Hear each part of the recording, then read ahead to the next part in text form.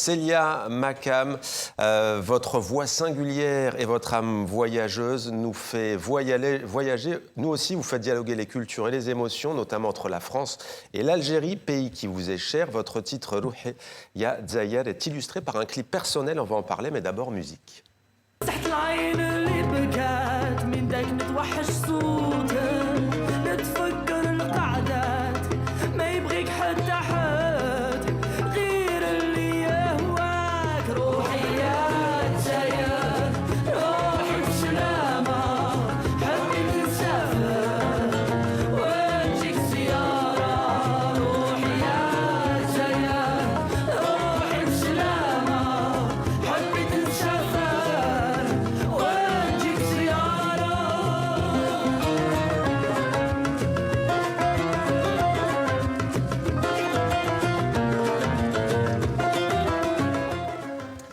Rouhi Ya Dzaïer, que reflète ce clip et que dit cette chanson, Célia Makam?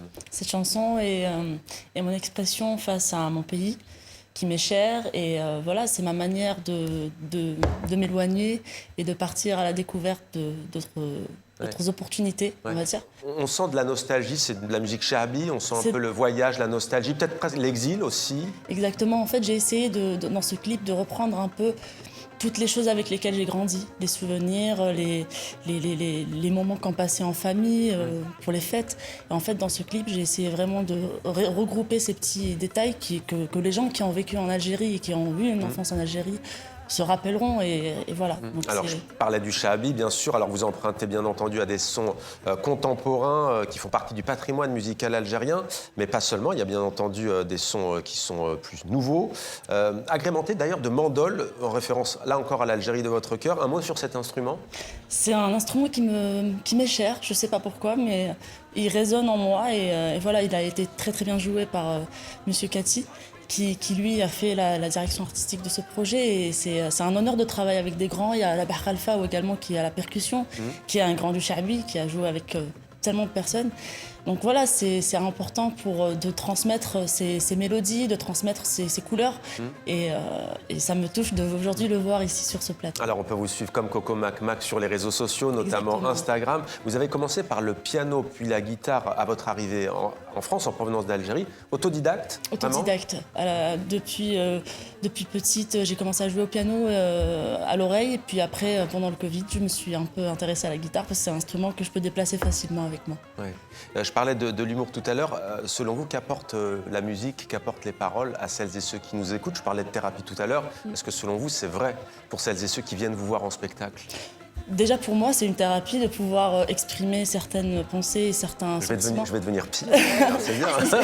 Nasser Atamer va dire où est-ce que je suis.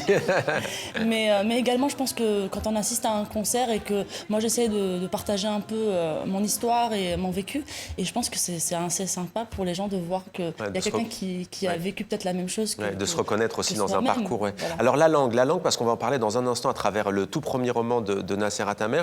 Vous chantez en français, en anglais, en kabyle, mais en kabyle, vous n'écrivez pas encore au texte. Vous reprenez des chansons. Exactement. Ouais. Je reprends des chansons phares qui viennent de la Kabylie, Idir, qu'on connaît tous.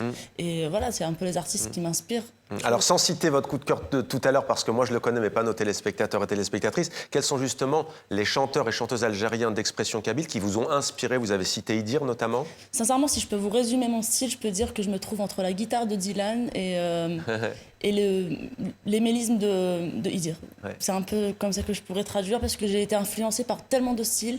Dans ma famille, j'ai des frères de différents âges qui m'ont fait connaître différents styles de musique. Et voilà, donc je pourrais pas résumer en un artiste, mais voilà. Alors c'est valable dans évidemment la plupart des langues, mais tout de même sur la langue kabyle, vous interprétez des titres en kabyle, donc en amazigh.